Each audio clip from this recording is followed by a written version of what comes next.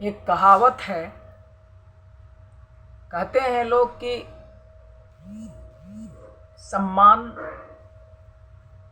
आपको दिया जाता है। तो ये कहावत आप लोग सुन लीजिए कि हमेशा समय व परिस्थिति ऐसा है कि इससे ही लोग सम्मान पाते हैं, ना कि आपका कोई सम्मान करता है। एक गांव में एक गधा था और गधे के ऊपर कुछ गांव वाले लोगों ने मिलकर एक मंदिर रख दिया था। मंदिर लकड़ी का बनाकर कहीं ले जाना था, तो गधे के ऊपर उसको ले जाने का काम किया जा रहा था।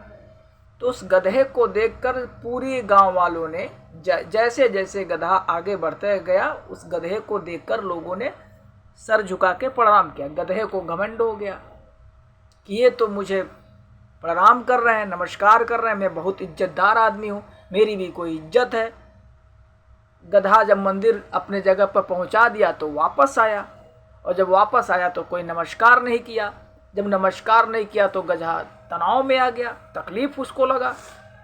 फिर उसने सोचा कि फिर मैं जाता हूँ उसी रास्ते पर। उस रास्ते पर चला गया, फिर कोई नमस्कार नहीं किया। गधा जोर जोर से चिल्लाने लगा, कोई सुनने वाला नहीं था। दौड़ने लगा गधा, कोई देखने वाला नहीं था। गधे को कुछ होश आ गया कि बात क्या है, मेरी इज्जत होती थी और लोगों ने इज्जत देना बंद कर दिया।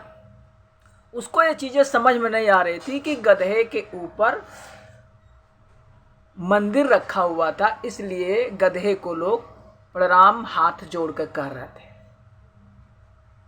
फिर वो गधा इतना तेज जब चिल्लाने लगा, लोगों से बर्दाश्त नहीं हुआ, तो उस गधे को उसी गांव वाले जो कुछ मिनट पहले, कुछ समय पहले नमस्कार करते थे, वो डंडा से उस गधे को मारना पीटना शुरू कर दिए।